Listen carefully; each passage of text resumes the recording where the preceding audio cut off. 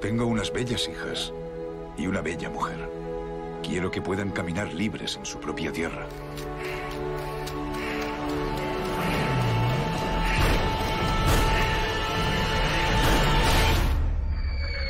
Tenemos derechos. Hay veces en las que solo hay dos opciones: rendirse. ¡Este es el último aviso!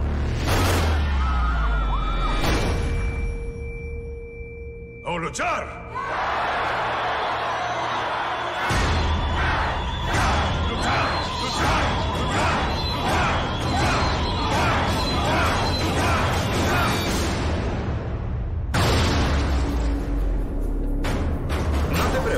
Te aseguro que le encontraremos y luego le ahorcaremos. Tendrás que buscarte a otro que te dé calor por la noche.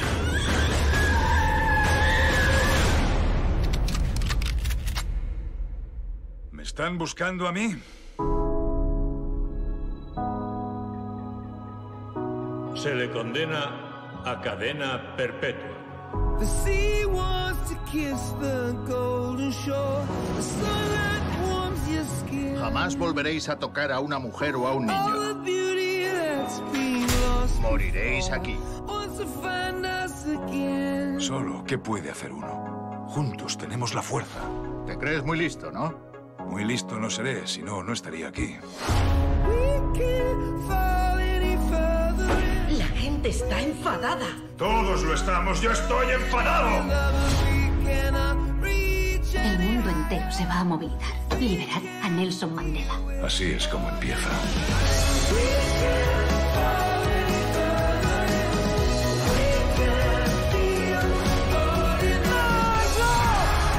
La gente aprende a odiar, pero se le puede enseñar a amar.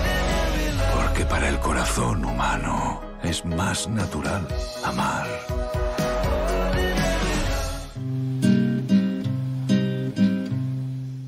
África Convida é uma plataforma que traz a reflexão para uma variedade de temáticas relacionada com o engrandecimento e valorização do ser humano.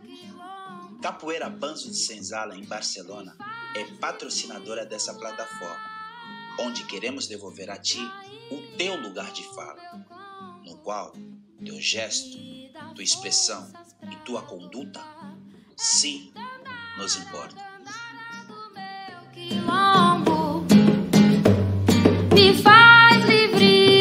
Parece Jesucristo rubio con ojos azules. Entonces, luego la Biblia dice que Dios es la imagen y semejanza de las personas, ¿no? Pero luego cuando vas a cualquier... Racismo es prejuicio más poder. Por tanto, solo puede ser institucional el racismo. Un policía, cuando para a un negro por ser negro, le para haciendo uso de su autoridad que le infiere el sistema democrático, de su pistola y su placa, y de un prejuicio. Claro, cuando Obama llega a la presidencia, el Tea Party lo que hace es sacar esos vídeos. Y él se ve la obligación de hacer una rueda de prensa y distanciarse de esa iglesia. Claro, porque lo que en la visión general de Dios... Eso es lo que hay que hacer, Urbano, toma nota. España ha sido un país que a lo largo de su historia se ha vinculado a través del cristianismo y a través de otras cosas con otros pueblos que la entrada a la Unión Europea no puede negar esa historia de España. Sigue siendo la potencia descolonizadora.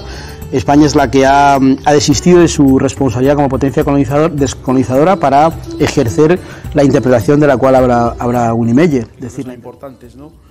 La violencia no solamente cuando matan a una mujer, no solamente cuando pegan a alguien, no solamente cuando hay una bomba, no es solamente cuando la televisión muestra imágenes horribles del 11M o del 11S.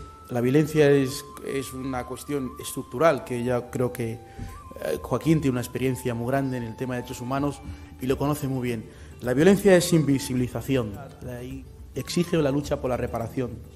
Jamás podremos tener una paz si nosotros no pensamos en reparar a aquellos con los cuales hemos machacado, hemos destruido, hemos aplastado históricamente. Bom dia, Brasil. Buenas tardes, Espanha. Bem-vindos à plataforma África Convida, uma plataforma criada para ti devolver o lugar de fala. Em esta live de hoje, procuramos trazer um invitado que traz consigo um valor intrínseco de la luta por os direitos humanos. Periodista, analista político, co-escritor, editor, conferenciante experto em histórias e pensamentos afro, ativista pan-africanista Rastafari, fundador de diferentes organizações como a Seção Espanhola do Novo Partido Panteras Negras da Organização dos Estados Unidos, Quarta Internacional Gaveísta Chimarrão em 2008, doutor honoris causa pela Universidade Indígena Tahuantinsuyo e Bolívia La Paz, impulsor da campanha do monumento Dr. Afonso Serlim e também da PNL 2010. É editor do blog da Reparação Africana e professor do Master Pan-Africanismo Black Power e afrofeminista da Universidade Marcus Garvey University. É apresentador e editor de Uhuru África TV. Colabora com Espanha TV, Distrito TV, La Tuerca, La Direta, Raio Valleca, TV Madrid, Telecat, Rádio Nacional Espanha, Rádio 3, Cadena C, Intereconomia, TV 3. Uau! Quantas colaborações! Com uma discursiva narrativa de política do africanismo em Espanha, utiliza a literatura como arma de câmbio social. Em estes momentos, vem nos apresentar sua obra mais recente que se chama Afrofeminismo, 50 anos de luta e ativismo de mulheres negras em Espanha, de 1968 a 2018. Autor de outros livros escritos, e também aparece em películas como Gurumba. Realmente temos, neste momento, um honor e excelência de nível internacional de apresentar e estar aqui com nós outros, Abui Nifubé. Muy buenas tardes. Gracias por esa presentación tan grande de mí. Y eres tan enormemente grande no sentido de lo que hace, por qué hace, cómo hace, para qué hace. Es tu dirección bem de enfoque direto a um ser, a humanidade que necessita este despertar. Em este momento que nós estamos construindo, que podemos falar de contemporâneo, eres essencial para esta humanidade. Gracias, Abui. No, muchas gracias a ti, qué palabras tan elogiosas que me dedicas, y después de tu presentación tan profunda, y además tengo que felicitarte porque has hecho una investigación videográfica que los que estamos todavía en el siglo XV a.C. en internet no podemos hacer. Sí, não poderia ser outra coisa de ti. E por certo, as pessoas que se interessam por este tema, que é humanidade total, se quando põe lá, só clica, Abui Nifubé, vai ter um abanico, porque tu neste tempo ha hecho um abanico de circunstâncias mostrando, sim, aqui dando, regalando para as pessoas desta maneira, sem interpor nenhum muro, sabe? Nada que não te haga galgar, mas simplesmente solo despertar. Então, estou muito agradecido, Abui, de poder estar aqui em este momento contigo. Muito agradecido de verdade. No, el placer es mío porque tú llevas mucho tiempo fomentando la capoeira en Barcelona, en España, fomentando la cultura afro-brasileña, fomentando la cultura africana y apoyando a muchos jóvenes que sin la labor que vosotros hacéis, quizás su vida sería diferente. Así que gracias, maestro, por invitarme a vuestra casa. A ti, Abui. Está totalmente escancarada nossas portas e que, por certo, estamos te esperando tu chegar aqui em Barcelona, porque já verás o que nós outros temos aí. Ou seja, eu creio que quando chegar aí dentro vai falar assim, o que está passando aqui? Que eu tenha perdido alguma coisa aqui, pero bueno. Abui, mira, o motivo de hoje também é a apresentação de tu livro, né? Então, se eu tenho algumas perguntas aqui para ti, Unas preguntas más, otras preguntas. ¡Opa! Que tenemos que... Eu quero este livro. Como hago para correr?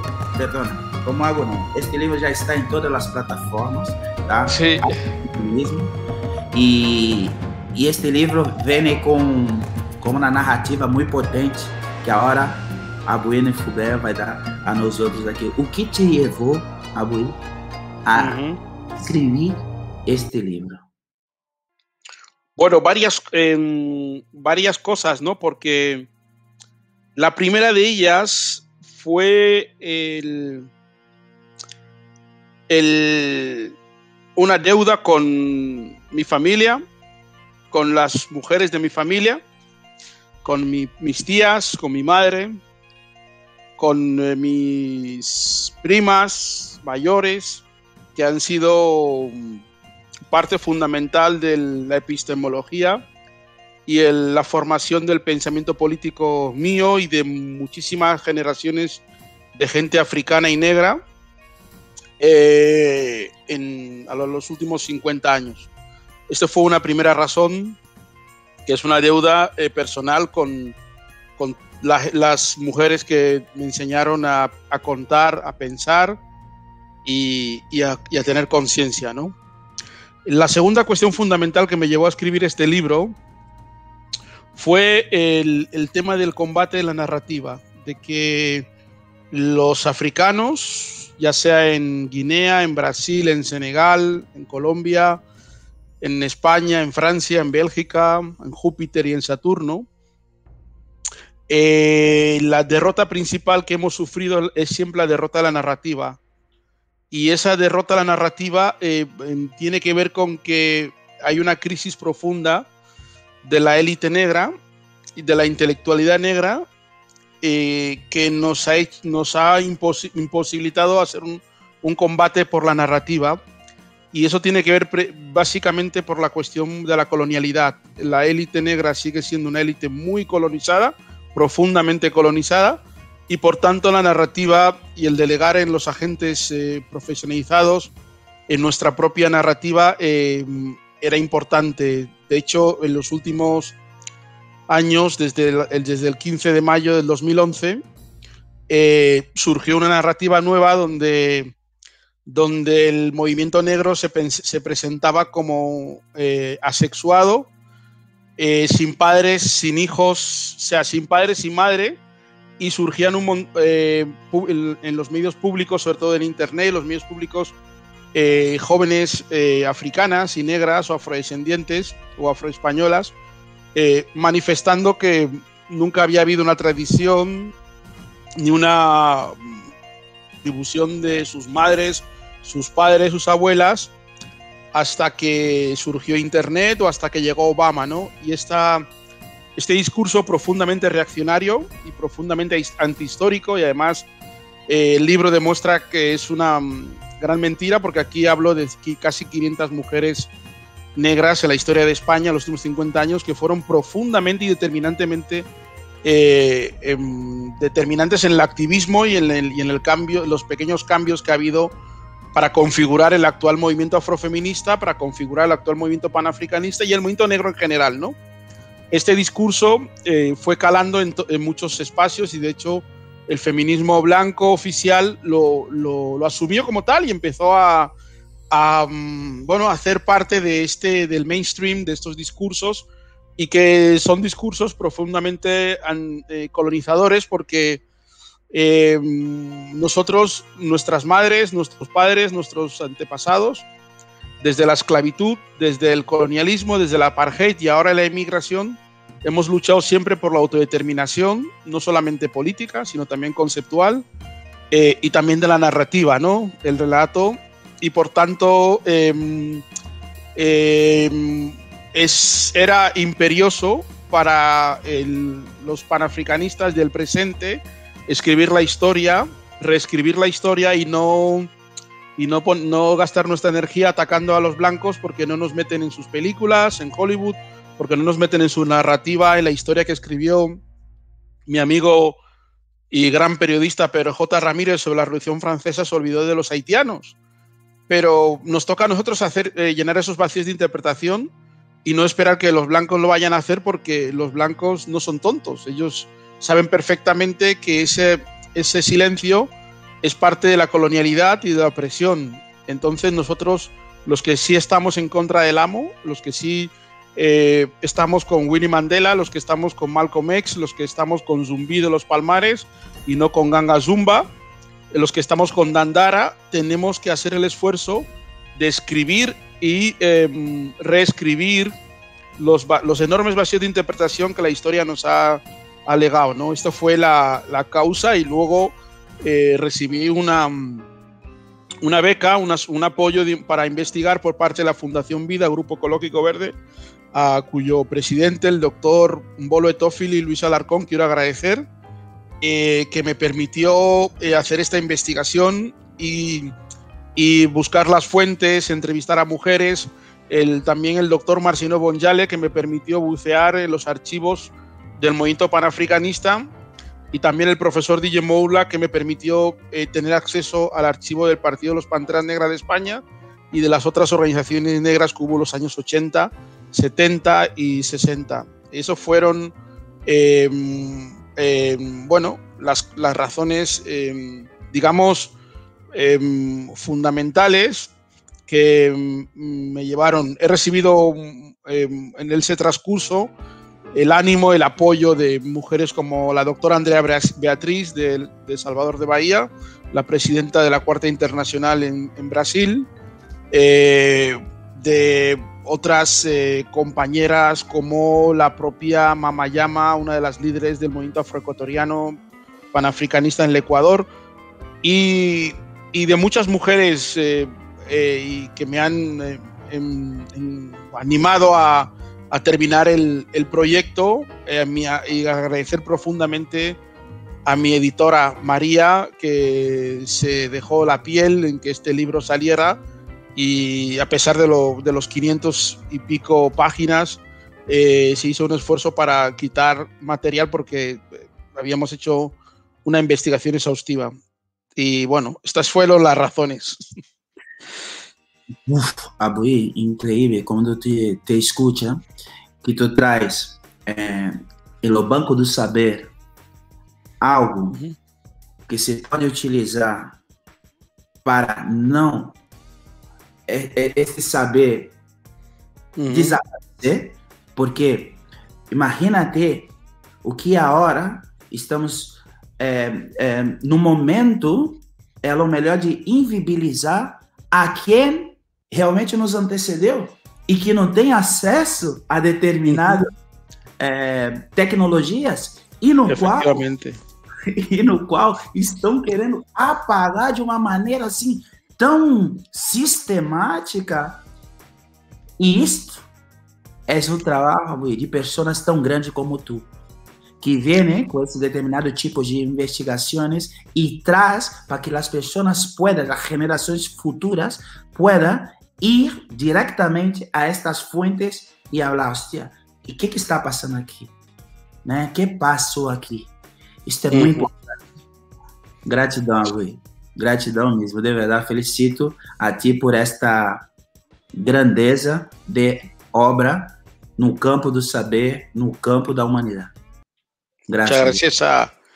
Muchas gracias. Espero que el libro no solo guste, sino que también sirva, porque este enorme vacío de interpretación que se presenta en el movimiento negro y en la historia negra, creo que insisto en que la responsabilidad de que los negros dejen de ser alienados no es de los blancos, es de los propios negros.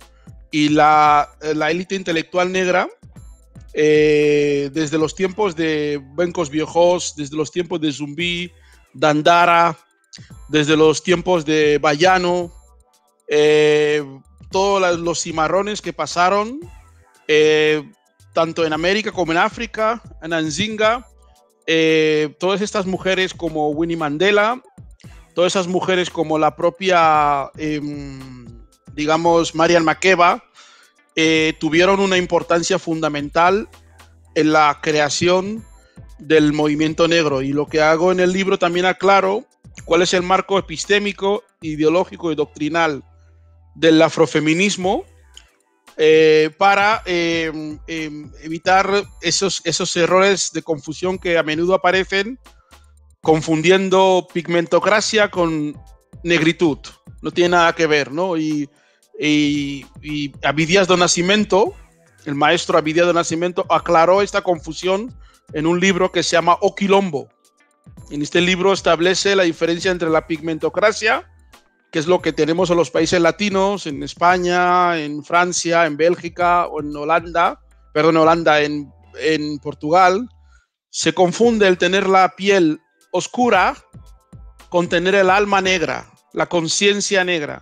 Conciencia y pigmentocracia son cosas diferentes, no tienen nada que ver. Y en el mundo latino y concretamente en España, el silencio sobre estas mujeres que no son del mainstream y que además son mujeres que en términos generales eran y han sido mujeres revolucionarias y lo siguen siendo muchas de ellas porque algunas de ellas siguen vivitas y coleando y siguen luchando, ¿no?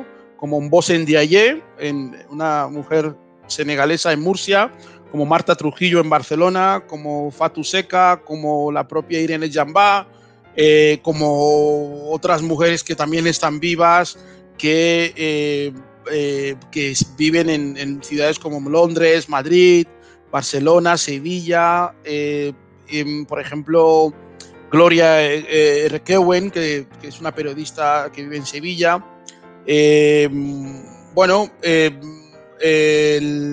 Muchas otras mujeres que aparecen en este libro y que el rasgo fundamental es que decía Marcus Garvey y Amillas Garvey decían que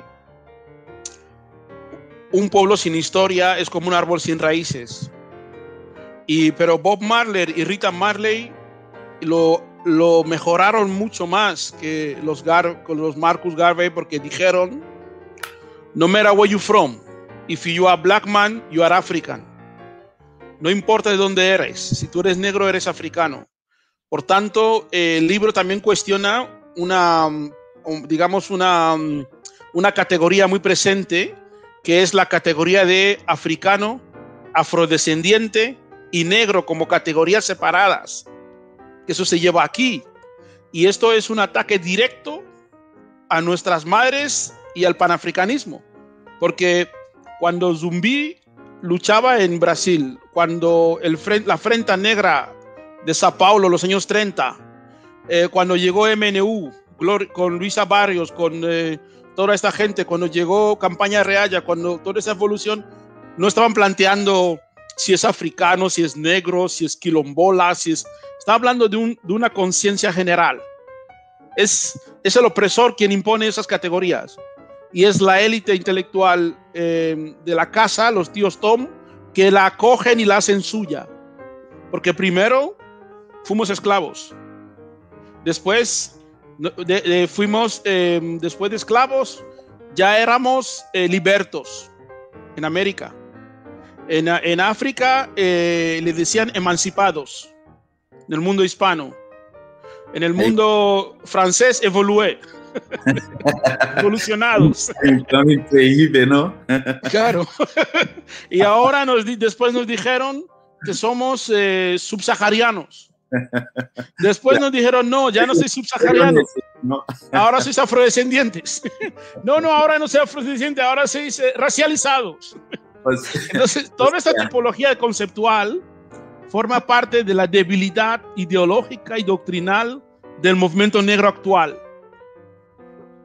Porque esto ya Malcolm X lo decía ya hace mucho tiempo.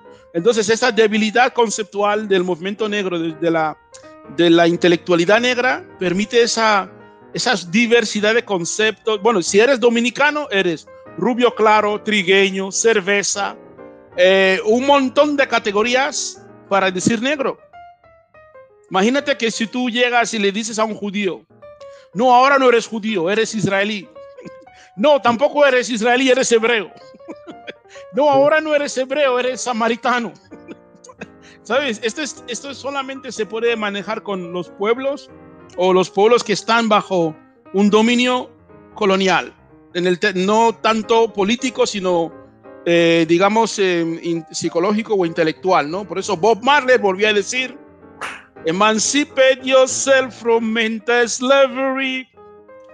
Es esto que decía Bob en su canción, porque precisamente la negación sistemática de estas mujeres que aparecen en este libro, porque aquí también yo hablo de las mujeres cimarronas de Colombia, de Brasil, de Ecuador, de México en el siglo XVI, que eran parte del Imperio Español. Entonces, Abue, ¿cómo describe la herencia cultural?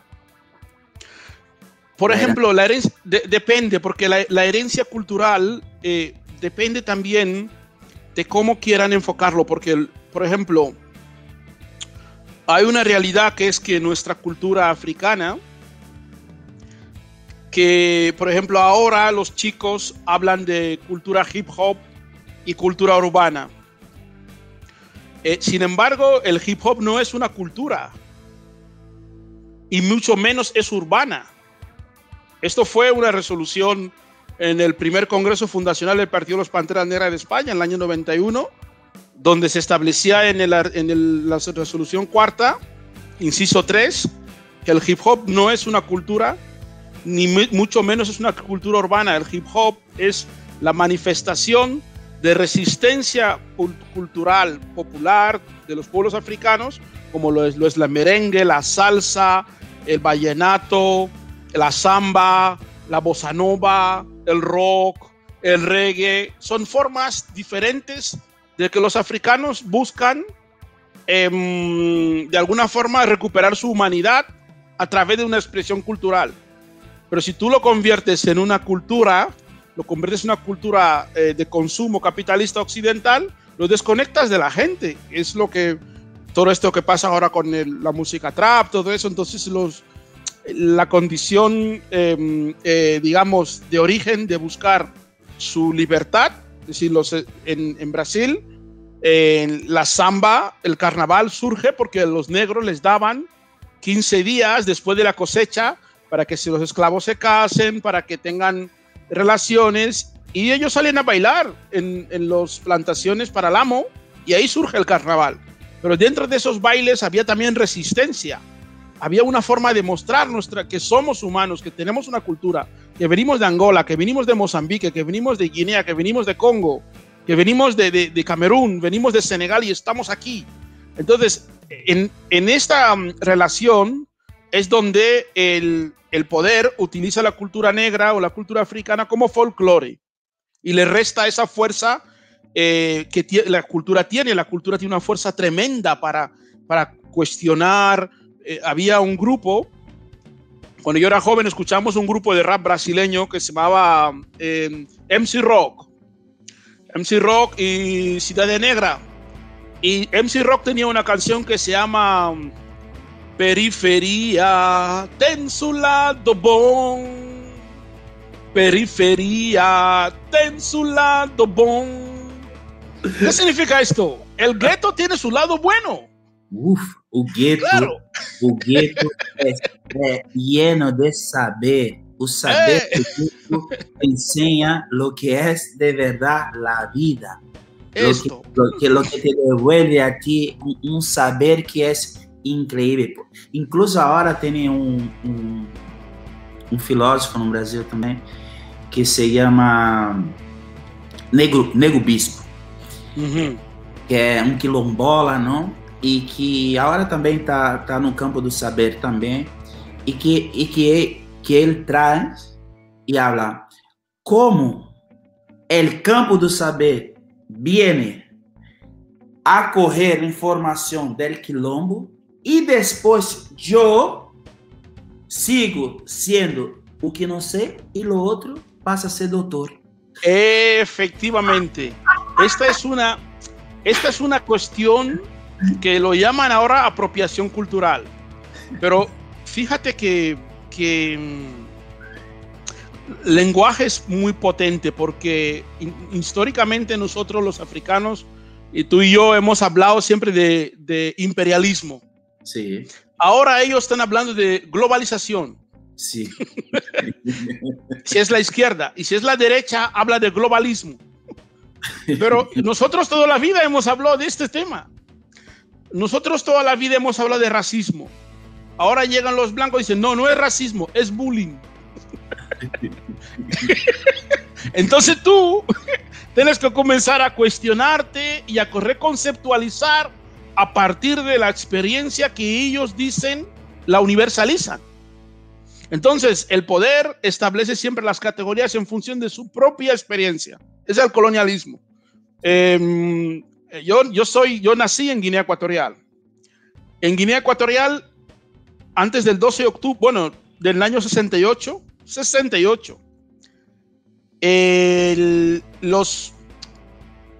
las mismas categorías conceptuales, los negros eran indígenas. Indígenas. ¿Y qué significa indígena? Personas sin derechos ni responsabilidades jurídicas y políticas. Entonces, había una minoría de negros que son libertos, esclavos libertos, ¿no? Que ahora se dice residencia de 5 años. Es lo mismo, ¿vale? Entonces, fíjate, si en el año 68, hace 60 años, el 95% de la población era indígena, ¿cómo tú quieres que la población africana de fuera y dentro del continente tenga una noción de su propia, digamos, de su propia dignidad en el tema del conocimiento que tú dices? Porque primero eran los misioneros, luego vinieron las ONGs, luego las ONGs vinieron los ecologistas, luego los ecologistas vinieron los neoliberales, luego después los neoliberales. O sea, siempre vinieron gente para decirnos, a partir de nuestro saber, cómo era este saber.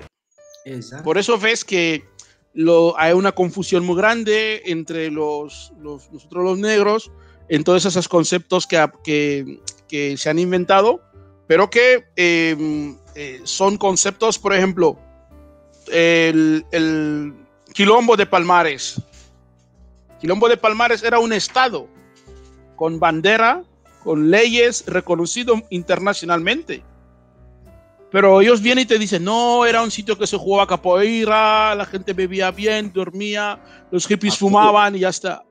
Abuelo, estamos hablando.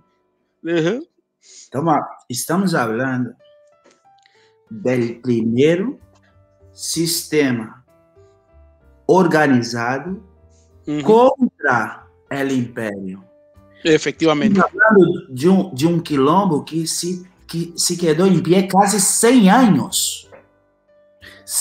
Casi 100 años. Cuidado, güey, estamos hablando de algo muy fuerte que Brasil, las historias, tenta romantizar y tapar por encima a cualquier costo, sin reparar nada que possa también. Mira, güey, yo estoy viendo aquí sobre todo lo que tú estás hablando, que tenía aquí una pregunta que se llama... Justo o que tu está haciendo, que é converter as experiências em ciência. Porque converter a experiência em ciência é um labor desse doutor honoris causa que está aqui, Abuelo Fulbert. Por isso que tu és tão importante, está nos centros do debate de nosso círculo. Para o despertar, abuelo. Por isso, a mim, quando eu te amei e senti em tua voz, em seguida esse acercamento, já estou aí, porque tenho a carteira, é isto que está passando. Nadie vai acreditar mais. E isto nós outros necessitamos. Por isso, mais uma vez, efectivamente, la ciencia, la experiencia. Yo tuve unas personas que me formaron sobre Brasil. Leon Zumbi, que era uno de los dirigentes del Partido Uncrumista en Salvador de Bahía, en Pelourinho. Y también el doctor comandante Hamilton Borges, que nosotros éramos miembros de el Buró de Juventud de la Tercera Internacional Panafricanista en Libia, con el doctor Gaddafi.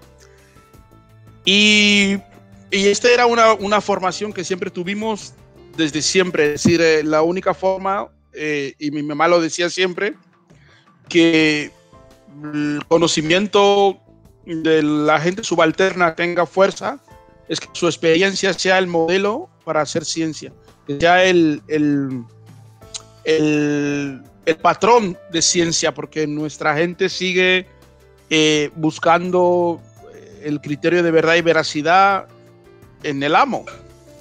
Por ejemplo, si tú y yo aquí en este programa decimos que hay mucho racismo, seguramente nos acusen de estar llenos de odio. Pero si lo dice a lo mejor otra persona, una persona blanca, dirán, qué intelectual es, vamos a darle el premio Nobel de la Paz. Y entonces todos los negros van detrás y de esos racismo y de todos estos grupos y le hacen creer que, pero esa misma cosa lo hace un negro, entonces automáticamente tiene un valor inferior. Eso es parte de la colonialidad de la cultura y la colonialidad del pensamiento y la ciencia. Entonces nuestra experiencia como nuestra experiencia como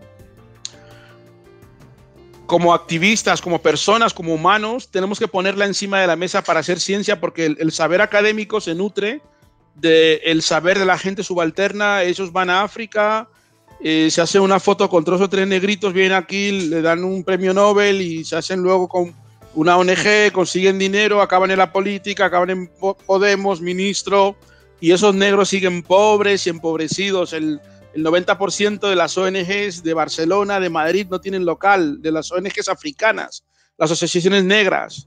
Mientras tanto, ellos tienen macro ONGs blancas que tienen la pasta, tienen las relaciones en la Generalitat, tienen las relaciones en Madrid, y nosotros seguimos pobres. Pero no solo en España, en Holanda, en Grecia, en Bélgica, en todas partes que Estados Unidos, donde tú vas. Por ejemplo, Senegal tiene más ONGs que Francia, con toda Francia. Oye, perdona, eso que tú estás hablando es algo tan serio, que es muy fuerte. Estoy aquí en Barcelona desde 1997. Tengo una academia aquí en Barcelona hace 22 años, pagando alquiler todos los meses, sin ayuda ninguna del sistema. Simplesmente por creer que a causa é justa. Então, se isso que tu está falando é algo muito sério. Eu já fui picar muitas portas. Também me cansei de picar muitas portas. Então, saí para ser do que se quedar mirando detrás com os braços cruzados. Pero chega um momento como este, que já é um momento que o câmbio estrutural também tem que cambiar. E por isso também que amei a Bui. Hermano. Não sei, porque tu has posto em tu livro uma mulher que me de 1968, ¿no ha sido esto? No, perfectamente, sí, discúlpame, sí. Sí, la primera en la historia de España conocida, pues seguro hubo otras, pero esta mujer se llama Elena de Céspedes, viene en la página 58 del libro, y es muy importante conocer la vida de esta mujer, porque el colonialismo nos quiere presentar siempre todo como nuevo, e incluso los políticos llaman a inmigrantes que llevan viviendo en España 100 años, le llaman nuevos ciudadanos. Y esto pasa igual. Elena Céspedes fue una mujer esclavizada, no esclava. Nació en 1546 en Alhama de Granada. Su madre se llamaba Francisca Medina y su padre Benito Medina. Y bueno, es una mujer que vivió pues como hombre, vivió libremente en su sexualidad y en su género, y sirvió durante mucho tiempo. Fue casada a la fuerza con un hombre en Jaén, un tal Cristóbal. Ella pues siguió, después tuvo un hijo con este hombre. Ella siguió luchando, fue a luchar en Granada, en el levantamiento de los moriscos, donde ella se ganó una pensión como excombatiente por parte del Estado. Y en el año 1575, 72 se instaló en Madrid, donde ejerció la medicina en la corte del rey Felipe II. Y esta mujer, bueno, vivió en los términos que hoy diríamos, pues todo el debate que existe hoy en día sobre el tema trans, el tema queer, el tema LGTB, con las diferencias que existen entre unas cosas, unos conceptos y unas realidades y otras, pero en aquella época fue perseguido por la Inquisición, vivió como hombre y conoció a María del Caño, con la que se casó, con la que tuvo vivió junto con ella, y además muy feliz, porque ella así lo cuenta en sus memorias.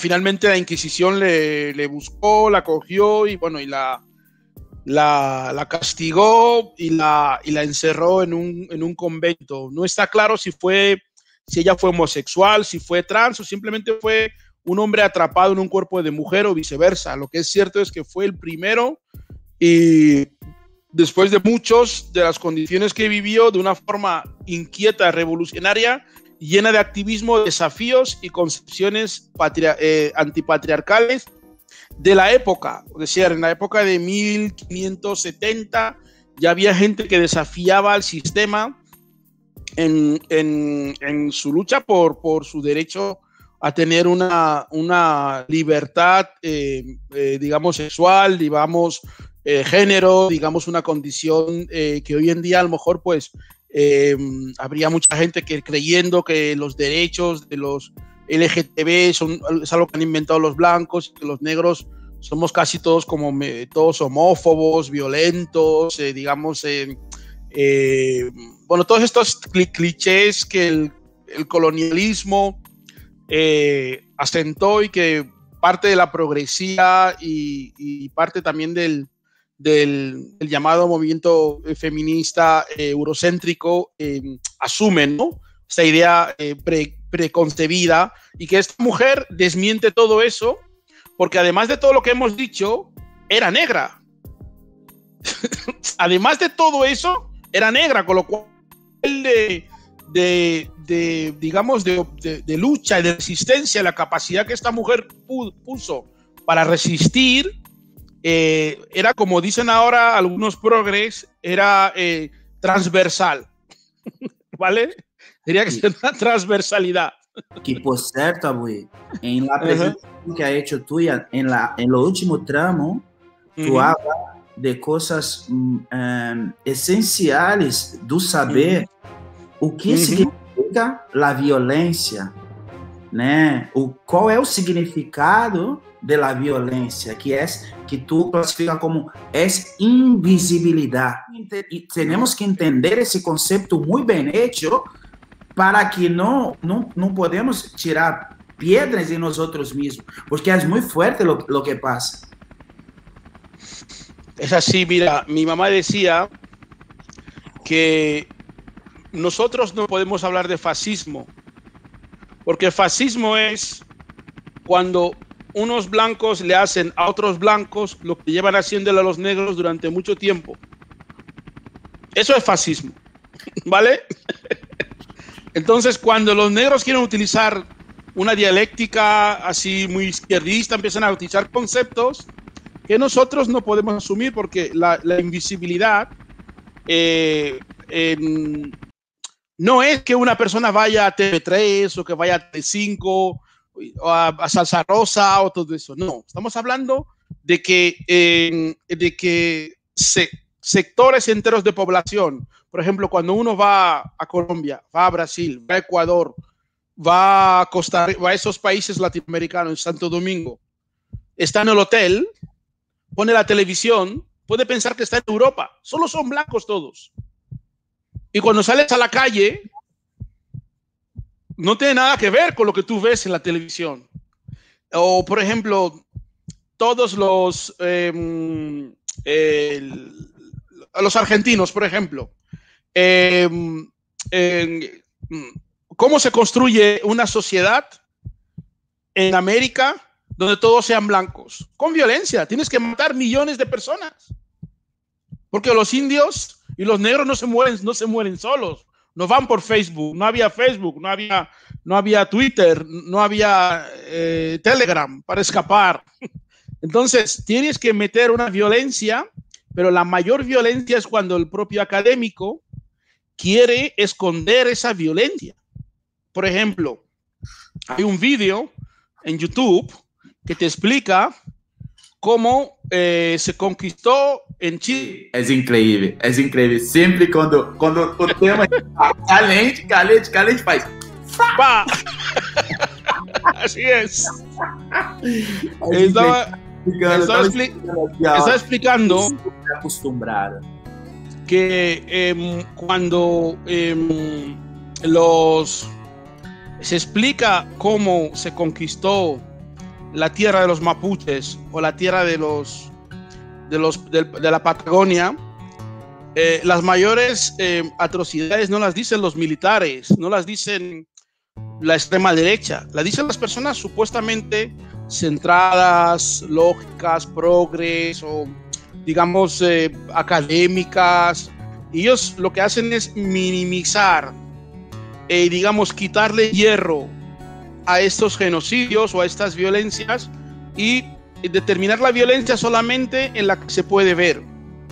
Entonces, a la medida en que los negros u otros grupos son puestos siempre detrás de los focos, pues esto no se puede ver. Cuando el doctor Alfonso Arcelin en el año 91 se levantó para sacar al negro de Bañoles, estaba disecado en un museo en Bañoles, y que muchos de los estudiantes hoy en día, una muestra de violencia es que el 95% de los estudiantes de Cataluña no saben que existió una persona llamada Arcelin, Alfonso Arcelin. ¿Qué significa eso? Que la propia institución trata de silenciar a estas mismas personas y rematarlas después de muertas. Una vez muertas, las intenta invisibilizar y lo que hace es promover a negros folclóricos, tíos Tom, que bailan en fiestas de afroconciencia y todo eso, para negar que existen en la plantación esclavos que están enfadados y que están molestos. Entonces, ese silencio constantemente forma parte de eso. Pero también te diré una cosa. Durante mucho tiempo yo fui de los que pensé que debíamos exigir visibilidad. Pero con el tiempo y la experiencia me di cuenta que esta era una estrategia errónea, porque cuando Zapatero era presidente, el doctor Alarcón, Castro Nguema y yo y James Valencia y el doctor Rigoberto Cairo nos sentamos con el presidente entonces Zapatero en Moncloa para exigirle que los medios públicos debían estar los negros al frente de los medios públicos, televisión, radio, revistas, y Zapatero nos prometió antes de las elecciones que eso iba a ser así. Una vez que ganó en 2004, nos sentamos con él y él cumplió. Hay que decir las cosas como son. Otras cosas, me gusta ser un poco honesto en esto. Él cumplió y se pusieron 3 programas en Radio 3. Y después de un año volvimos a ir a la Moncloa y nos sentamos con la doctora María Teresa Fernández de la Beca, vicepresidenta del gobierno y una de las que ha hecho el epílogo magnífico de este libro. Y ella nos dijo: Abuy, nosotros hemos cumplido. Si ellos no hablan de sus problemas, es problema de ustedes. Y tenía toda la razón. Ahí nos dimos cuenta de que la exigencia de visibilidad no siempre beneficia al quilombo, sino a los negros de la casa. Pero Abuy, tem uma filósofa no Brasil que se chama Sueli Carneiro, vale? Que ela habla justo sobre o epistemicídio. O epistemicídio que é aniquilação do saber. Vale, perfeito. Presta muita atenção. Tu llega aqui hoje, eu te hablo porque he hecho isto em campo. Eu salí a campo e fui a hacer isto em campo. Eu vou a uma biblioteca aqui, habla em campo, habla, eu quero um livro de filosofia africana. La persona te atende muito bem e te habla assim, perfeito, vem, e te leva ao setor de la santeria. Te leva ao setor de santeria, ou seja, el negro não vai saber, você te leva ao setor de santeria. Então tu se dá conta que a problemática não está em este que está te levando ao setor de la santeria. Não. É porque eles tampouco têm a informação. Aproveitando, Abuy, conta um pouco para nós outros como foi este encontro tuyo com Angela Davis. O que ella te aconsejou lá, Angela Davis? Bueno, yo conocí a Angela Davis cuando era mucho más guapa que ahora. Ahora sigue siendo una mujer muy guapa, pero cuando yo la conocí yo tenía 16 años y era ya mucho más joven. Ella había publicado su libro, creo que era en la autobiografía que se publicó en la editorial, una editorial española de izquierda.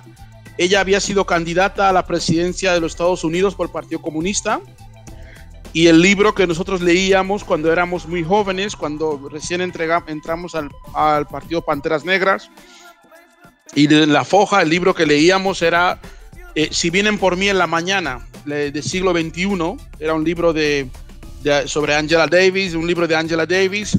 Y Grijalbo, ella había publicado el libro biografía de su biografía con Grijalbo.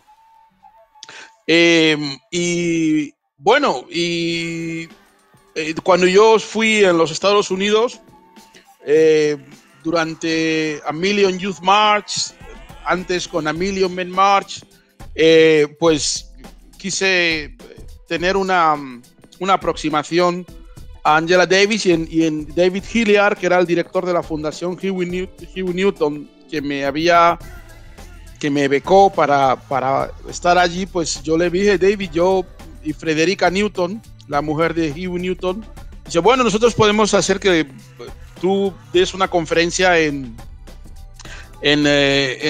San Bernardino o en Berkeley. Y fui a impartir unas conferencias como profesor invitado en las San Francisco Humanities School, que está en la calle Valencia, entre Berkeley y Oakland. Bueno, en Berkeley, básicamente, San Francisco. Y bueno, ahí fue la primera vez que yo tuve un contacto ya personal con Angela Davis, en el año 98, 97. Y después Angela Davis volvió a España después de mucho tiempo. En el año 2004 ya vino a España para presentar su libro que había hecho con ACAL, creo que era ACAL, en el Círculo de Bellas Artes de Madrid. Y como ella era, con todo el tema de que teníamos una relación a través de la situación de Mumia Abu Jamal, de los presos políticos, y es a través de esa lucha de Sundiata Acoli, Mumia Abu Jamal, Ojere Lotulu, bueno, la mamá de Tupac y otras gentes que que estaban en el tema de los derechos de los presos. Y así fue que nos tuvimos esa relación, una relación de amistad, de respeto, basada no tanto en el marco intelectual, sino en el marco de la militancia política, porque Angela Davis, a diferencia de lo que todo el mundo cree, ella es ante todo una activista que puso la academia al servicio del activismo. Entonces, que esto también en mi libro aparece, que es la hegemonía del afrofeminismo académico, que tiene un marco muy hegemónico, es del mainstream, es del mundo blanco, es hegemónico. Entonces las mujeres que luchan en el ámbito del grassroots, de las bases de la revolución, pues prácticamente son invisibles, ¿no? Te estoy hablando de gente como Aminatou Moya, gente como Ona Yesitela, un montón de estas mujeres, ¿no? Y con Angela Davis, bueno, nos fuimos a ver en Barcelona en el 2017, que ella venía también a una... Entonces, pues tuvimos una posibilidad de almorzar, de estar hablando, y yo le hablé de... Ella me insistía en que yo escribiera la historia de los Panteras Negras de España. Ella me dijo, no, you must write this history, you must write this history, please do it. Y entonces le dije, mira, quiero escribir sobre las mujeres y tal. Entonces le hablé de esta idea, y ella durante la conferencia que dio en el CCB dijo una frase que yo la pongo en el libro, en contestación a una de las chicas negras que le decía que hay mucho racismo en España. Entonces ella contestó diciendo, I has the privilege to be in a segregated school. He tenido el privilegio de estudiar en una escuela segregada. Esto es un marco filosófico muy potente, porque lo que está diciendo Angela Davis, no sé si la mujer que le preguntaba entendió, lo que ella quiso decir es que los negros tenemos conciencia colectiva cuando vivimos entre nosotros, porque la mayoría de las personas que van a ver a Angela Davis en España no participan del movimiento revolucionario ni contestatorio, digo negros, ¿no? Y los blancos son normalmente blancos de izquierda, con lo cual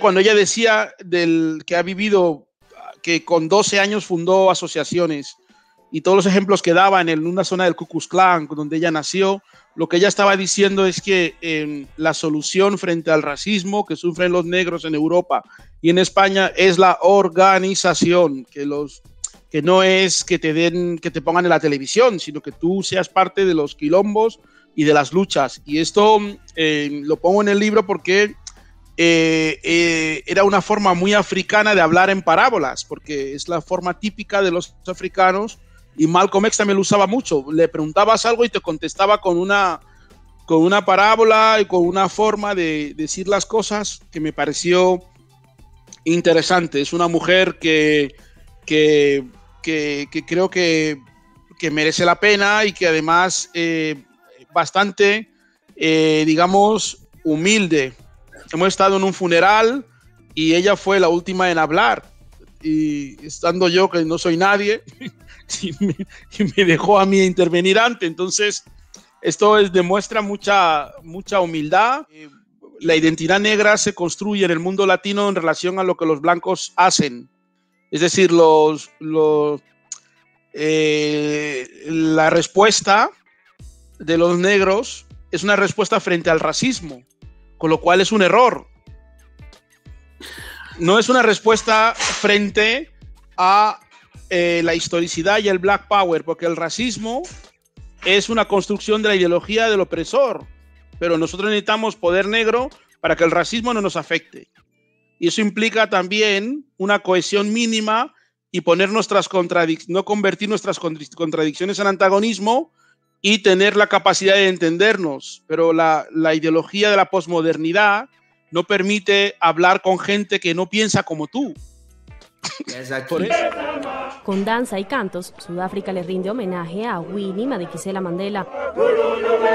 Frente a su casa en Johannesburgo, una multitud se reunió en honor a la memoria del activista de 81 años, que murió tras décadas de lucha contra el sistema de segregación que fue establecido en su país hasta 1992, conocido como el apartheid.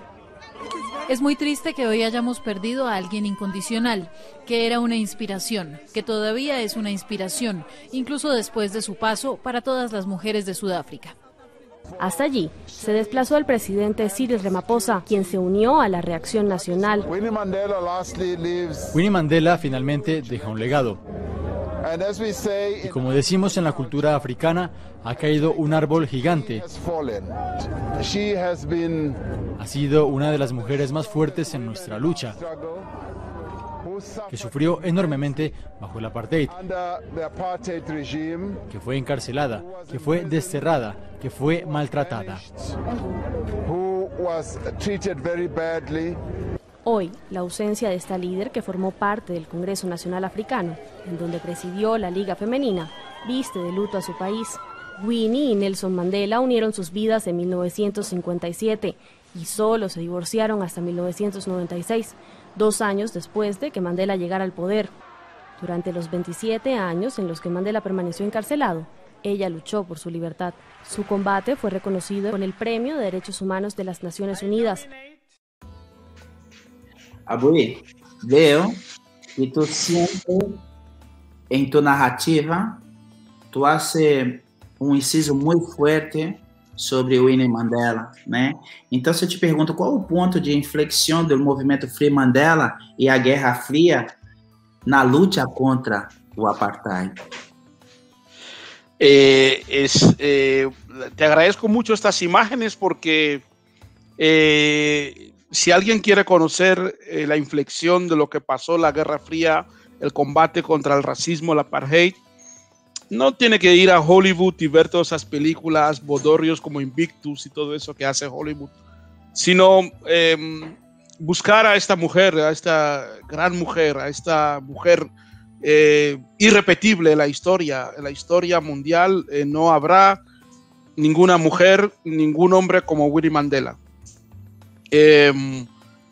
No solamente con una capacidad intelectual que tenía, Winnie Mandela, a diferencia de su marido, escribió muchas obras, algunas de ellas traducidas incluso al catalán. Ella fue también doctora, terminó sus estudios, se doctoró, tuvo varios nietos y sobre todo lo más importante, Winnie Mandela lideró el movimiento de liberación negra en Sudáfrica y no solamente liberó el movimiento, sino que lo orientó hasta el extremo de liberar a su marido. Si no fuera por Winnie Mandela, Mandela hubiese muerto en la cárcel como cualquier tantos que habían muerto, como Steve Biko, como el propio Chris Hani, como tantos que fueron asesinados y que nadie se acordaba de ellos.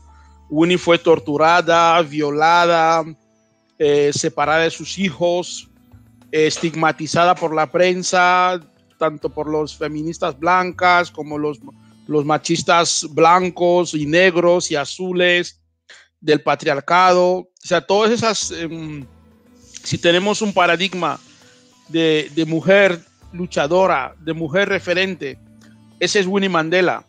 Y entonces cuando el sistema quiere imponernos referentes a la fuerza, ¿no? Como nos impone a Beyoncé, nos impone a Chimamanda, nos impone a un montón de personas, los que tenemos memoria y tenemos conciencia, tenemos que decir que como Mama Winnie Mandela no ha habido y su legado sigue en pie, porque ahora Julius Malema, que es hijo político de Winnie Mandela, creó el partido Luchadores por la Libertad Económica, y que tiene ahora mismo 52 diputados en el Parlamento de Sudáfrica. Por tanto, la obra de Winnie Mandela sigue en pie. Winnie Mandela, como digo en mi libro, fue la referencia, inspiración de una generación de mujeres negras en España desde el año 78 hasta el año 90, que salió de la cárcel. y sobre todo apoyó causas como la presidenta del Consejo Mundial Saharaui, apoyó causas de pueblos oprimidos, de pueblos de todo tipo, y no solamente eso, Winnie tuvo la valentía de decirle no al Banco Mundial, al neocolonialismo, a todo lo que era el neoliberalismo y el proyecto de Mandela y del señor que aparecía ahí, que era Cyril Ramaphosa y tantos otros, que convirtieron Sudáfrica en lo que hoy es un día. Es un sitio donde el 75% de las tierras sigue estando en manos de los blancos, los negros viven en tuberías, no hay agua potable. Y tampoco se puede criticar esa situación, porque si criticas eso es que eres un racista a la inversa. Entonces, Winnie, por hablar claro, fue estigmatizada, fue apartada. Recuerdo que los titulares de los periódicos españoles, El País, El Mundo, La Vanguardia, la ABC, que decían de Winnie Mandela en vida. Recuerdo también que la Unión Europea le quitó la visa para viajar, que el gobierno de Canadá le expulsó del país cuando ella estaba tomando un avión para llegar a Toronto. Y entonces nos lleva esto a la esclavitud, es decir, que los cimarrones, que yo le decía ayer a un compañero colombiano que se quejaba de que a Spike Lee no le daban premios, y yo le decía que desde cuándo el amo puede reconocer a un cimarrón. El amo no puede reconocer a los cimarrones, y Winnie no tuvieron más remedio que reconocer algunas cosas, incluso cuando Winnie Mandela, en un magnífico trabajo que hizo la periodista Pepa Roma, que fue la primera periodista española, el primer periodista español que entrevistó a Winnie Mandela en Soweto, en el año 88, 89, un poco antes de que Mandela saliera de la cárcel, un trabajo, el único de los trabajos que también aparece en el libro, muy, muy importante, que se ha hecho en Diario 16, cuando Pedro J. era director de Diario 16, magnífico. Y si los negros quieren tener un movimiento, si quieren tener conciencia, epistemología, si quieren tener un respeto, el legado de Winnie Mandela es el marco epistémico al cual tienen que agarrarse. ¿Por qué? Porque en ella coinciden todas las epopeyas de las grandes mujeres de la historia, desde Ana Nzinga, pasando por la propia Kimpavita, pasando por la Namibia de Mbuyi Nehanda, y hoy en el presente hay Winnie's Mandelas, Afion L. Afion en Ghana, Sista Esther, Sista Sanis en Gambia, tienes también a Sista Caen Bandaka, Ouagadougou en Londres, Hermana Rufi en Barcelona. Hay muchas de estas, ese espíritu de Winnie Mandela, y como decía la compañera que habló desde París, la estrategia es silenciar a estas personas y no permitir que sean el modelo a inspirarse tanto de los negros como de los blancos, porque los jóvenes blancos necesitan tener modelos inspirativos. Necesitan tener modelos inspirativos que no sean solo bailarines y futbolistas como Neymar o Messi. Necesitan tener personas como Winnie Mandela, ¿no? Y en mi caso personal, es la persona con la que yo me identifiqué desde muy niño, porque mi familia, porque mi madre, mi tía Vicenta y mi madre y otras mujeres eran parte de este movimiento que se entregaron a la libertad de Mandela, y cuando Mandela salió de la cárcel y comenzó a traicionarnos, pues muchísima gente se sintió muy defraudada, pero otros que se fueron a su casa por el defraudo, y otros que éramos más jóvenes decidimos seguir luchando y montar un partido y montar un movimiento para seguir luchando con estas ideas de Winnie, con las ideas de nuestras madres que se identificaban con Winnie. Por tanto, cuando alguien ataca a Winnie en nuestra presencia, sentimos que atacan también a nuestras madres, porque entregaron su dinero, su tiempo, las iglesias, la teología de la liberación negra en España. Fue gracias a la presencia de Winnie Mandela todos esos grupos que llegaban en las iglesias del sur de Madrid y de las afueras de Barcelona, de las iglesias negras, donde Peret y otros gitanos y todas esas cosas llegaron gracias a Winnie Mandela, porque fueron en esas iglesias donde el movimiento Free Mandela se formó. Fue con mujeres como la madre de Marcelino Bonjale, que también aparece en el libro, que eran mujeres de las iglesias protestantes, de las iglesias católicas, pero que tenían una perspectiva de liberación en la lucha en Sudáfrica, pero la tenían en relación a la única persona que ellos conocían, que era Winnie Mandela. Nelson Mandela fue conocido después, a partir de que su mujer lanzó la campaña en el estadio de Wembley, con Paul Simon y todos los músicos, Johnny Clarence Tabuka y demás. Entonces, la historia del apartheid no podemos olvidarla, porque los negros tienen una memoria muy frágil. Los negros al día siguiente han matado a Floyd, bueno, ya pasa nada, bueno, ahora han matado a no sé qué. Entonces, esa inmediatez del consumo de la historia negra nos hace mucho daño, porque cada día la historia negra se presenta como un consumo, como que debo de leerme todos los libros o debo de saber, y hay una escena muy buena en El Príncipe de Bel-Air, que es una serie que me gustaba, cuando Hillary, la prima de Will y la hermana de Carlton, le pregunta: ¿esclavitud qué es, una marca de ropa? Ese capítulo es muy interesante, porque te muestra cómo no necesitamos leer 100 libros para tomar conciencia. Necesitamos tener referentes que nos hagan ver el hecho de la conciencia, ¿no? Y eso Winnie Mandela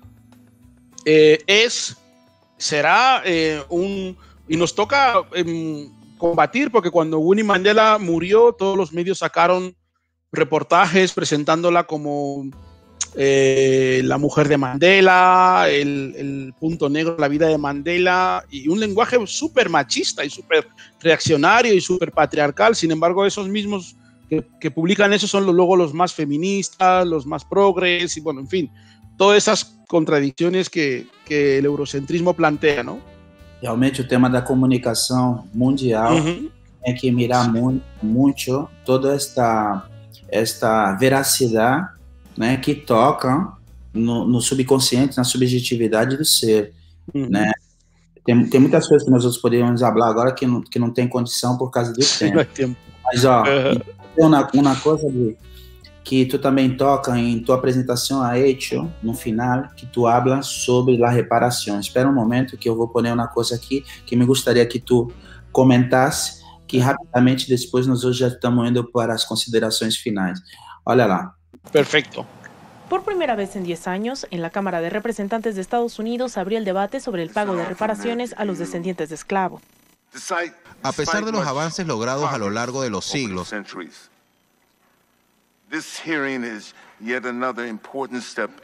esta audiencia es otro paso importante en la larga y heroica lucha de los afroamericanos para obtener reparaciones por los daños causados por la esclavitud y por las políticas post-emancipación y de exclusión racial. El proyecto de ley HR 40, que se encuentra en el centro del debate, busca abordar la injusticia fundamental, la crueldad, la brutalidad y la inhumanidad de la esclavitud en Estados Unidos y las 13 colonias estadounidenses entre 1619 y 1865, poniendo a consideración una disculpa nacional y una propuesta de reparación. HR 40 es de hecho la respuesta de los Estados Unidos de América, con un largo retraso. La esclavitud es el pecado original. La esclavitud nunca ha recibido una disculpa. El proyecto de ley HR 40, cuyo nombre refiere al compromiso hecho a los esclavos liberados de entregarles 40 acres y una mula para comenzar una nueva vida, una postura contraria a la de organizaciones como los Panteras Negras, activistas y juristas que buscan presionar para lograr la reparación. Estamos aquí para presionar por una línea dura para las reparaciones. Estamos detrás de las posiciones más fuertes que se han expresado aquí y estamos instando a una acción aún más fuerte. Estamos aquí para consolidar el movimiento de las reparaciones. Ese vídeo me ha gustado porque primero sale Steve Cohen. Steve Cohen es un uno de los congresistas de raza blanca, pero negro, que es elegido por una suscripción de los negros en Alabama, al cual ha hecho muchísimo por esta causa el movimiento panafricanista de España. Trajo a Steve Cohen a España en el año 2009 para presionar al gobierno durante el debate que hubo en las Cortes Españolas de la reparación negra, la PNL 2010. Por tanto, y también ha salido ahí Malik Zulu Sabas, que fue mentor de uno hace muchos años y también que fue el asistente del doctor Khalid Muhammad. La reparación es sin duda uno de los escenarios en el cual el movimiento panafricanista se encuentra ahora mismo. En todos los países del mundo donde el movimiento panafricanista funciona, de todas las tendencias, el movimiento por la reparación ha existido desde siempre, desde el principio de la liberación de los esclavos hubo un movimiento por la reparación. Se llamaba entonces Back to Africa, después se llamó UNI, se llamó muchos nombres, pero en el fondo es esto, ¿no? Y este libro que yo he escrito también es un libro de reparación con estas mujeres, pero también de reparación con lo que ha supuesto el silencio.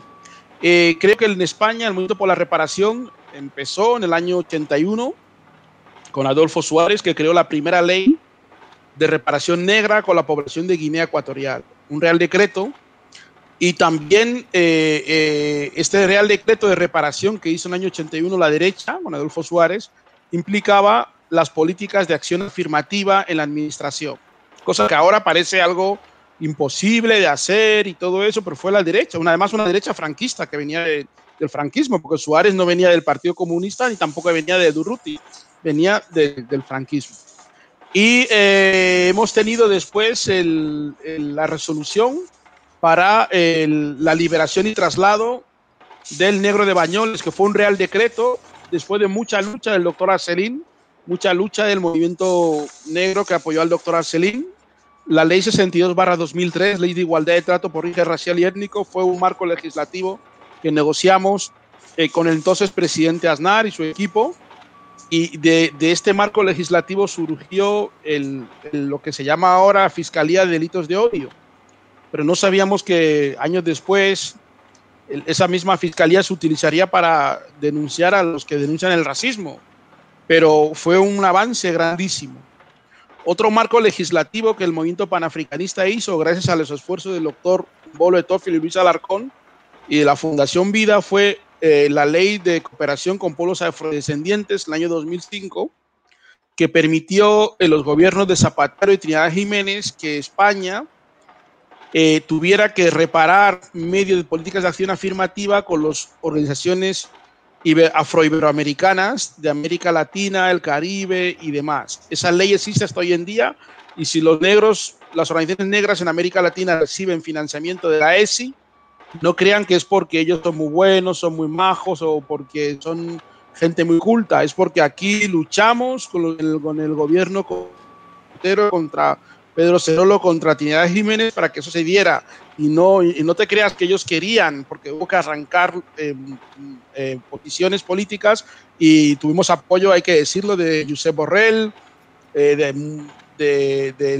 la comunidad judía en España, que David Sachuel, Federico Zuckerman y otra gente que nos apoyaron.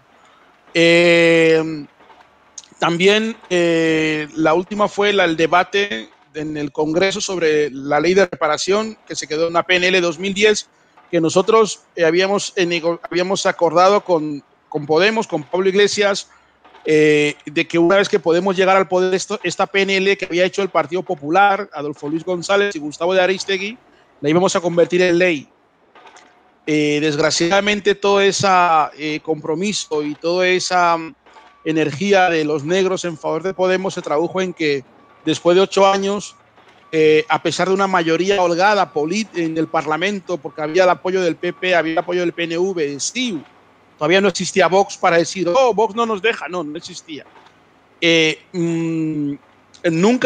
señora Rita Bosao nunca quiso o no recibió la orden de su partido, siendo diputada, de convertir la la PNL en ley, lo que hicieron fueron festivales de afroconciencia, bueno, todas esas cosas de folclore que le pusieron hacia los negros, visibilidad, pelo afro y tal, y pasó el tiempo y perdimos la gran oportunidad de tener esta ley porque había una voluntad política. Yo me reuní con Aitor Esteban, me reuní con Tardá de RC, me reuní con la propia Ana Pastor del PP. Había una voluntad política y además más los diputados que tenía Podemos y tenía el PSOE, se llegaba a esta, pero el propio Xavi Domènech pues fueron muy traidores a la causa negra, la misma traición que Bolívar nos hizo cuando le dimos dinero en Haití para liberar a los esclavos y en Colombia, en Ecuador y en Venezuela, pues lo mismo que hizo Xavi Domènech, porque Xavi Domènech se comprometió con nosotros durante el Congreso de Podemos en Galicia, se hizo un compromiso y si miento está el profesor Gross y también el embajador de Bolivia en la Unión Europea que estuvo en esta reunión donde él se comprometió y una vez que él llegó al Congreso lo que hacía era besarse con Pablo en la boca y los negros pues como siempre no éramos la prioridad y eso fue lo que desmoralizó a muchísimas personas de la comunidad negra. Habían puesto muchas esperanzas en este Unidos Podemos porque los negros habían puesto esperanza porque pensaban que esa proposición de ley iba a ser automáticamente, pero aprobaron leyes para los LGTB, leyes para las mujeres blancas, leyes para los animalistas, leyes para los separatistas, leyes para los indepes, pero a los negros ni siquiera no hubo ningún interés en que eso se llevara a cabo, ¿no?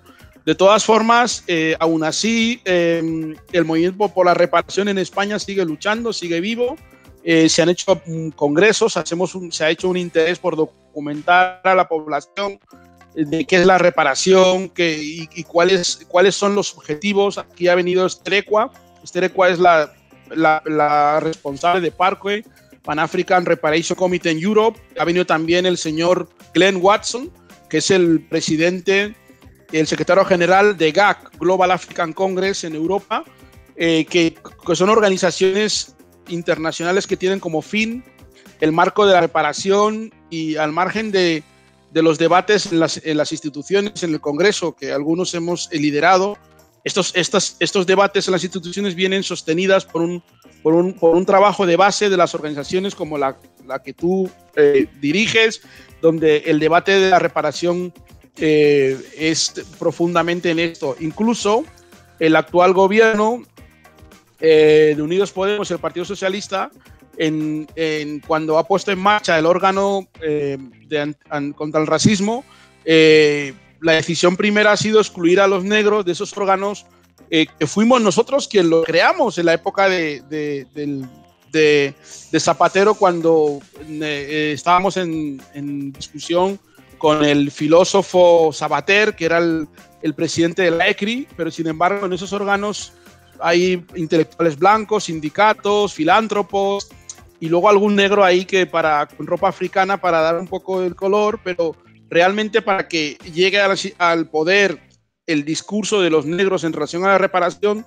tienen que permitir que los grupos negros, incluso que no coinciden con el amo, estén en esos espacios para poder decir cómo puede ser que eso racismo, que el movimiento contra la intolerancia, fundado mucho más tarde que nosotros, sin embargo ellos ponen ministros en el gobierno, ellos determinan políticas contra el racismo, y entonces los negros siguen y más pobres y más pobres y más pobres y más pobres y más negados. Entonces este es un problema, esta es una realidad que es donde entra la reparación. La reparación no es que mañana va a llamarnos Pedro Sánchez, vengan a la Moncloa a coger dinero.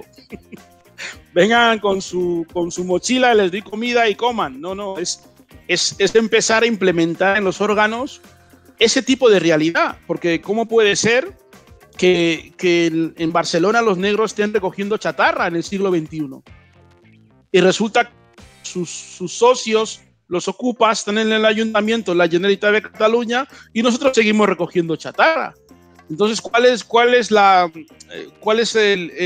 relación que tenemos entonces a nivel estructural y a nivel político con ese tipo de relaciones y de amigos fantasma, que a la hora de la verdad no son relaciones reales, porque alguien que ha sido ocupa y llega a ser alcaldesa tiene que entender que esa misma necesidad de ascenso social tenemos los negros. Entonces nos van a poner a recoger chatarra por toda la ciudad, creando cooperativas, y es más, cuando los negros crean una cooperativa para recoger chatarra, como la que creó el doctor Kemi Kareba en el año 2005 en el Besós, el propio gobierno, entonces tripartito, crea otra cooperativa y compite con el negro. Entonces el negro no puede ir a ninguna parte, pero compite con el Estado. ¿Quién puede competir con el Estado? En un espacio de monopolio político, económico. Ya Adam Smith lo escribió hace mucho tiempo, Ricardo, es que el monopolio es el fin de la competencia. Entonces el Estado establece una competencia con unos negros y luego crean otra fundación donde ellos ponen a otros negros que no sepan hablar castellano ni catalán ni molesten. Entonces claro, esta es la realidad del colonialismo, donde la reparación entra en juego.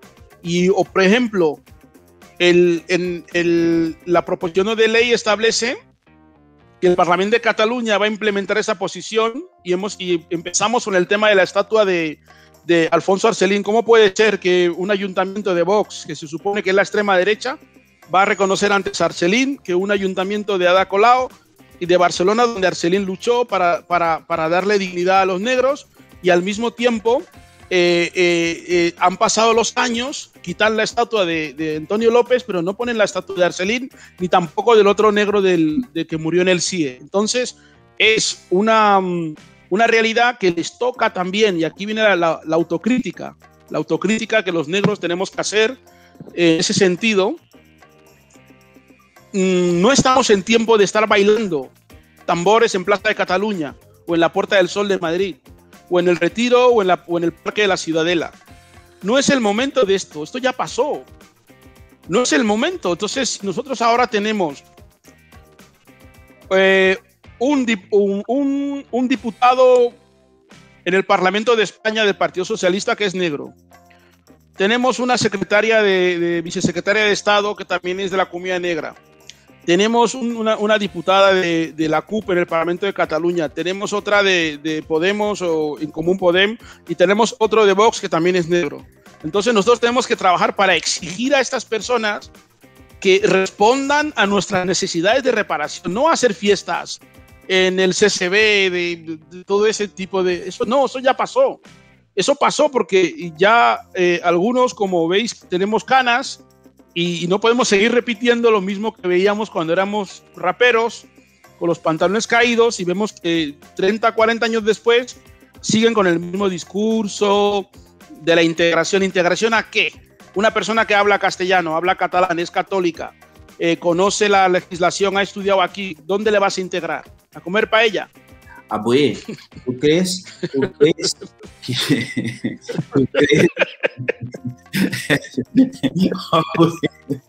Sí. No, butifarra a monchetas. Vamos a comer butifarra. Entonces es muy pequeño. Mira, fíjate hermano, una cosa que la gente no entiende, y es lo siguiente, que es que estas realidades siempre han sucedido antes en la historia. Por eso es importante leer historia negra para saber, por ejemplo, en Brasil, Lula da Silva, en el año 1998, en una reunión en Libia, Trípoli, África, con Gaddafi y la Secretaría de la Internacional Socialista, de la Internacional Panafricanista, la Secretaría Permanente. Entonces el PT nos pide a la Internacional Panafricanista que apoye en Brasil. Y Gaddafi insistía que hay que apoyar Lula como sea. Y poniendo dinero. Bien. ¿Qué Lula prometió a cambio? El Ministerio de la Cuestión Negra. Está firmado. Yo estuve en esa reunión. Cuando Lula llega al gobierno, ¿qué hace? Secretaría de Estado de Minorías Étnicas, ASEPIR. Claro, entonces, es una mayoría social africana. En Brasil es una minoría étnica. Ahí meten los gays, los negros, los indios, todos los lo que se puede. Entonces, y demás, nosotros pusimos a servicio de Lula cuadros, Luisa Barrios, cuadros de mucha talla. Estamos hablando de Luisa Barrios, que no es cualquier persona. Matilde Ribeiro. Podemos seguir un montón de gente. ¿Y qué hizo? ¿Qué hizo Lula después? Comenzó a nombrar los músicos en los cargos de poder.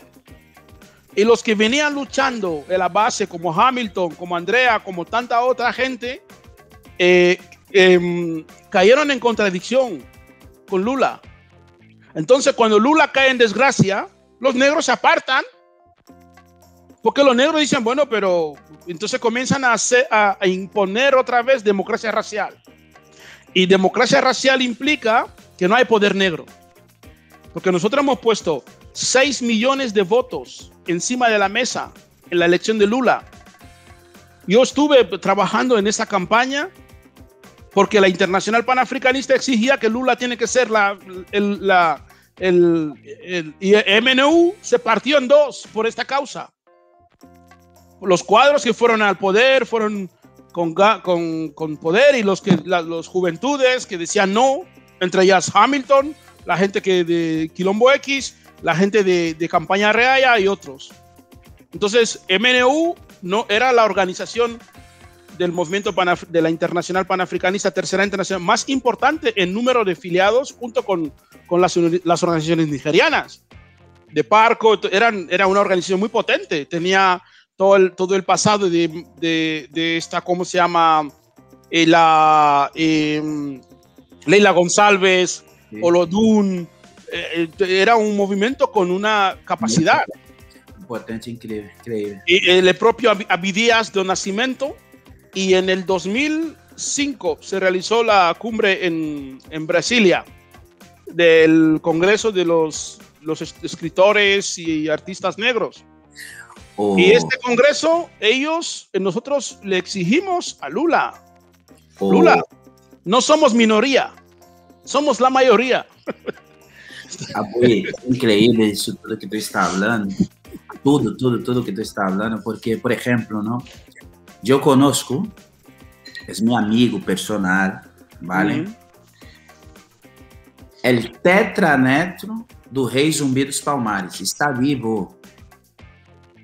É considerado em Nigéria por Falobi Epega, em Nigéria, que foi um dos grandes intelectuais em Nigéria, que é morto há uns 5 ou 6 anos agora, me parece, Falobi Epega, em Nigéria. Ha vivido ahí, habla Urubá, perfeito. Ha comido desta cuna de volta, porque ¿qué ha hecho? Como é de dinastia de Zumbi dos Palmares, ¿qué ha hecho los nigerianos? Ha corrido ele aí. Vem aqui que nós outros novamente implantar essa ancestralidade que está olvidada. E correr essa quarta dinastia, tanto que se chama Gelebu Adelabu III, né?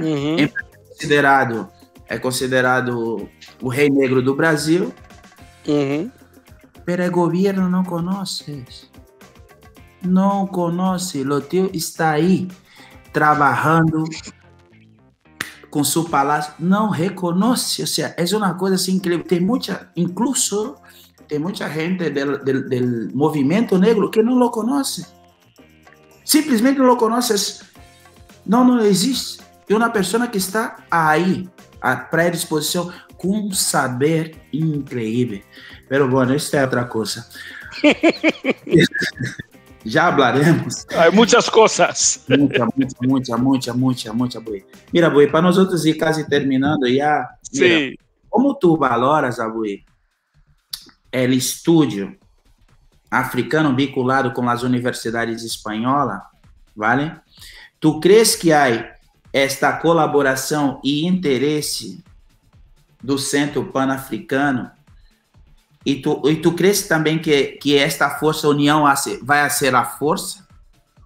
¿O tú aún no ves esto para este momento? ¿O tenemos que trabajar para este momento? Yo creo que la academia europea en general, pero muy concretamente la academia latina de países como España, Portugal, Italia, Bélgica y Francia, es una academia muy colonial. Hay algunos países que no lo esconden, por ejemplo, Portugal no esconde su colonialidad abiertamente, ellos, pero no es como en España. En España se es colonial, pero se quiere maquillar como progresista. No, que vienen los fachas, cuidado. Ese tipo de mensajes para... Pero es colonial. ¿Por qué? Porque los estudios africanos surgieron del contacto con el colonialismo. Eran los colonizadores los que trajeron esto, y luego la iglesia, que también fue un agente potencial del colonialismo, mantuvo todo eso. Obviamente, dentro de este mundo, es importante que, bueno, yo sé que nunca me van a invitar a hablar en Casa África, porque quizás las cosas que digo no es para que yo vaya ahí, pero nosotros, en vez de estar criticando lo que hacen los colonialistas, lo que hace Casa África, lo que hace la Complutense, creo que nuestro papel está más en construir nosotros nuestras bases de conocimiento, y todavía creo que no es el momento de entrar en este espacio, porque es un espacio minado. Es como si tú... Mira, yo viví en Barcelona 3-4 años, nunca me invitó la Universidad de Barcelona a hablar. Y en Estados Unidos hablé en todas las grandes universidades, en Londres, en Francia, y no me invitaron ni a fregar el suelo. O sea, yo aparecía por la tele. Entonces, este es el modelo de latino. Entonces, ellos tienen sus negros que han preparado, que hablan, que repiten cosas como integración, transversalidad, bueno, todos esos conceptos que ya, entonces yo creo que nosotros no tenemos que gastar nuestra energía, porque además es una batalla perdida. Es una batalla perdida, porque yo creo que el modelo colonial es vigente y no vamos a acabar contra él ni hoy, ni en este siglo, ni en 1000 años. Nosotros tenemos que crear nuestras propias estructuras académicas, culturales. Por ejemplo, el trabajo que tú has hecho en Barcelona durante más de 20 años con un centro de capoeira, sin apoyo institucional. Entonces, este es el modelo, porque te permite ser independiente. El movimiento panafricanista de España y la Cuarta Internacional Panafricanista, de la cual yo soy parte, nosotros podemos hablar con libertad, porque nosotros no le debemos dinero a ningún gobierno, no hemos cogido plata a nadie, ni nos han comprado billetes. Nosotros, cuando hemos querido ir a Durban, lo hemos pagado nosotros, ¿vale? Cuando hemos querido ir a Suiza para debatir sobre el diseño afrodescendiente, hemos llegado un día tarde porque no teníamos dinero para estar 5 días en Suiza. Suiza es caro. Pero Pedro Cerolo y todos los demás llevaban negros, Ungo, y toda esta gente los pagaban billete para que vayan allá y duerman y hagan y claro, pero esas personas no tienen ningún criterio para debatir nada frente al blanco, porque ellos no tienen ningún criterio ni proceso. Pero nosotros tenemos una responsabilidad con nuestros hijos, con nuestras familias, para no ponerse a pelear con eso. Y nosotros lo demostramos cuando nosotros estuvimos trabajando con Zapatero, y después cuando Jordi Sevilla y Pedro Cerolo entraron en conflicto, pues Pedro tiró de la manta y todos los negros a la mierda, y él cogió a los así dóciles. Y entonces nosotros pues decidimos que queríamos seguir con la lucha negra, y nos fuimos a hablar con Gustavo de Aristegui, que estaba en el otro lado de la calle, para que nos resolviera nuestro problema, porque el problema negro, ¿quién te lo va a resolver? Si ellos se ponen a pelearse entre ellos porque sus intereses están por encima de lo de los negros. Los negros no pintan nada. Entonces, si nosotros vamos a ponernos a competir con Casa África, con la universidad, por favor, no. Nosotros tenemos que hacer editoriales, revistas, escribir libros, crear espacios, mantener las organizaciones negras políticas, autofinanciarlas, pagar cuota en el centro de capoeira mensual, aunque no vayas, sostenerlas, porque ese sostenimiento le da independencia, le da verbo, le da capacidad. Nosotros tenemos el Movimiento Panafricanista de España, tiene la única fundación en España creada por negros, la Fundación Vida Grupo Ecológico Verde, que es la única organización presente en ECOSOC, en Naciones Unidas, y que lleva el diseño afrodescendiente en España. Nunca esta fundación ha recibido ni un solo duro. Sin embargo, el ministro Rubalcaba lo que hacía era mandarnos gente para cuestionarnos, mirar los documentos, preguntando, tratando de generar en una idea de ambivalencia. ¿Y estos negros cómo andan haciendo esto? ¿Pero quién les ha dado permiso?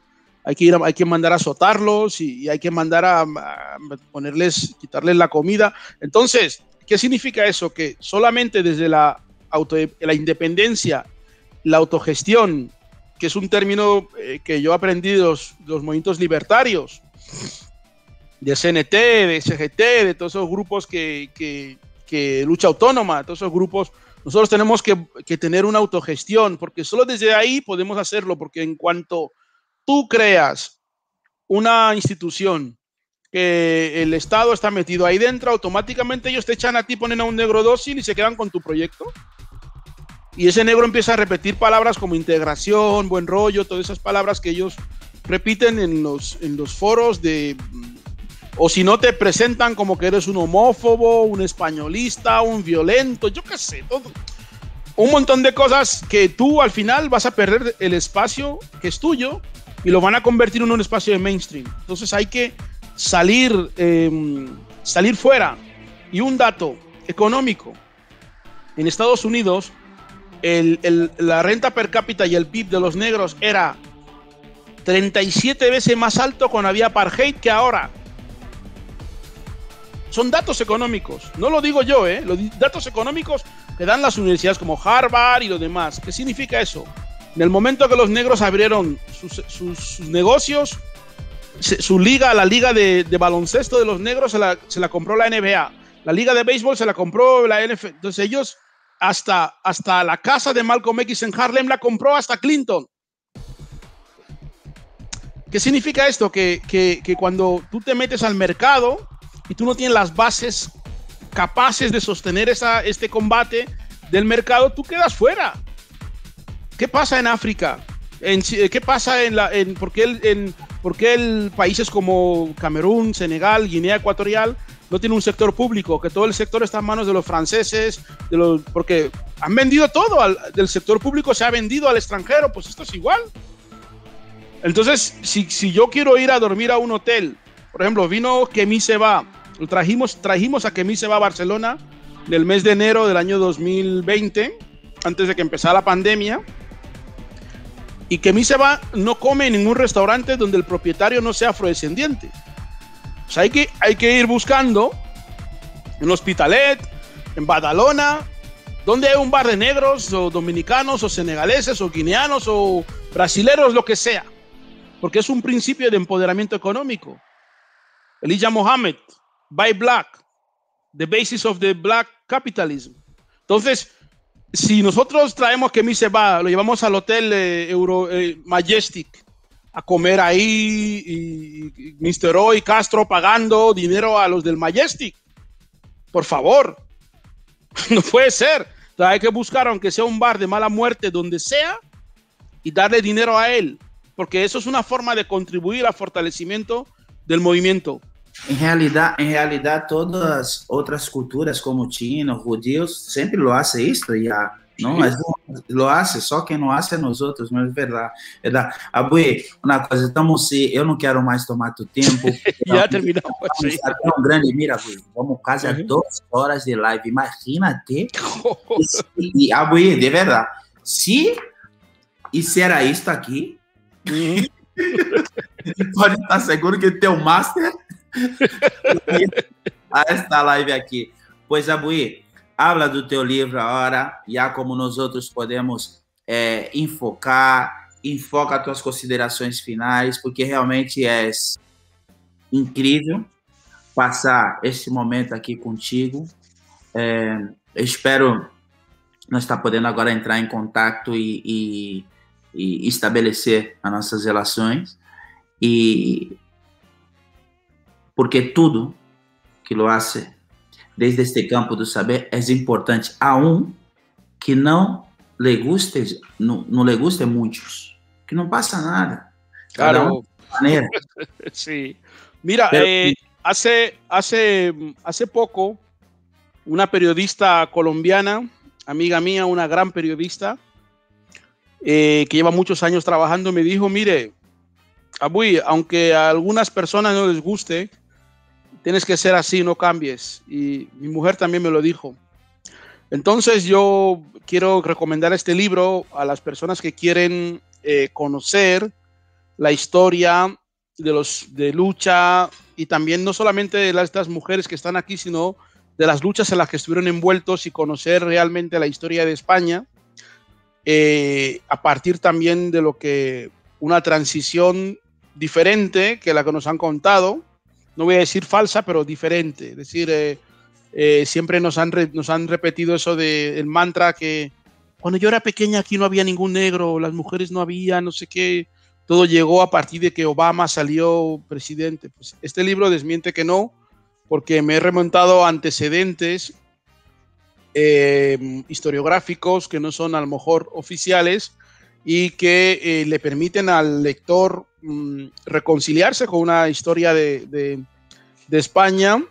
Y también otra de las cuestiones que también permite el libro es entender hasta qué extremo la propia gente negra también ha sido colaboradora con este mantra de la invisibilidad, porque el libro ayuda a entender ciertas cosas. Pueden comprarlo en Amazon, en cualquier librería de Barcelona, de Madrid, y también en el resto de España. Hay una distribución por toda España, y también en América Latina también hay distribución.